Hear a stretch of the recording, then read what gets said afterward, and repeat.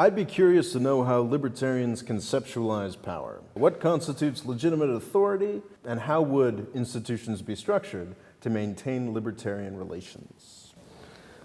I don't really understand the question. Well, I think he's basically saying, power, where does it come from? For me, I sort of conceptualize, yeah, that's fucking right.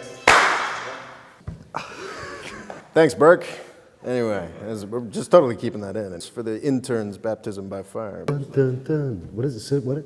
Sister Yeah. right. Great stuff, dude. That's good stuff. Anyway, so we're talking about conceptualizing power, so I guess Sister Sledge, man. This is how Sister Sledge conceptualizes power with dance and song. Exactly, as is only appropriate for an entertainer and humanitarian like yourself, of course. But yeah, like the conceptualizing power, I mean, for me, it's sort of, it sounds like a cliche, but it's true. I mean, power comes from the people. And I think that the problem with the way things are currently constituted is that the power is very, very distant from the people. You've got Washington, D.C. that's trying to come up with solutions for 320 million people. And as you get further and further away, those solutions are going to be worth less and less. How institutions would be structured to better maintain libertarian relations, I think basically smaller. We've come to a point with technology and whatnot where we actually can sort of decentralize more, and we can sort of reverse the trend of the past 200 years to sort of bigger and bigger and bigger. We can sort of actually go smaller, and we should be able to do that with government as well. Devolve.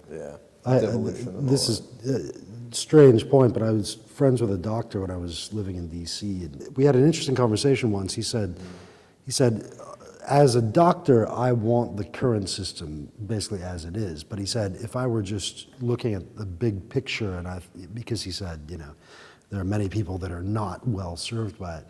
He said, we have all this existing lands like junior high schools and post offices and these kind of government land. Said you just put small clinics on these spots, walk-in clinics. You don't have a doctor, but you have a registered nurse or something that deals with 90% of the medical cases that come through his door are not life-threatening, and they don't need a medical doctor actually. He said, you could save loads of money and you could help more people and keep, there's the existing infrastructure you could use. You don't need to build a massive new bureaucracy. The AMA has lobbied to keep, and also with the dentists. You can't go to the dentist now and just or you can't go to a hygienist and have her clean your teeth. You have to pay a dentist who then hires a hygienist as a contract worker, basically. She cleans your teeth, or he pays her a tiny bit of money, he keeps the rest.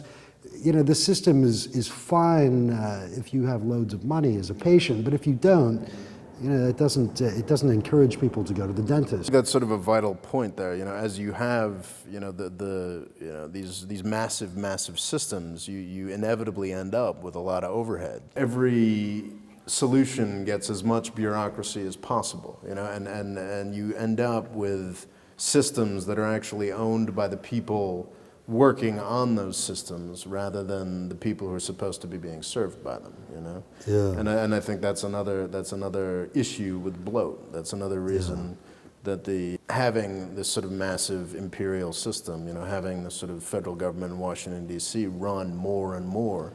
With the education system as well. I mean, I'd love to see it. I mean, just having gone through the teacher training regime in California, which is one of the most challenging ones, supposedly.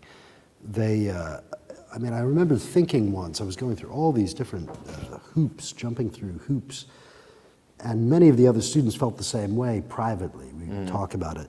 They said, what if we all had PhDs in education? Would that translate into, I had already taught for 8 years before getting that, and I learned on the job. I had a couple of college degrees behind me at that point. So, it's not as though I didn't know how to teach introduction to, history in 9th grade. I could do that. I knew a lot more than that. But, they tried to make it into this, they just continued to add layer upon layer of requirements I have this buddy who's, yeah, I mean, he's a teacher and fairly left-wing guy or whatever. Around the last election, he started sort of putting out this, putting stuff out there on Facebook for Gary Johnson, the Libertarian guy. And I was like, well, that doesn't make much sense to me. But just sort of like the bipartisan education system, whether Republican or Democrat, they're both sort of whole hog behind No Child Left Behind, more testing, more centralization, more national involvement. And it's, my poor buddy in Michigan trying to teach kids, even as a fairly progressive guy, is just like anybody who wants to get the government out, the national government out of my day-to-day education. It's shocking to me to see like someone in it, who I think supports like teacher unions, trying to, seeing himself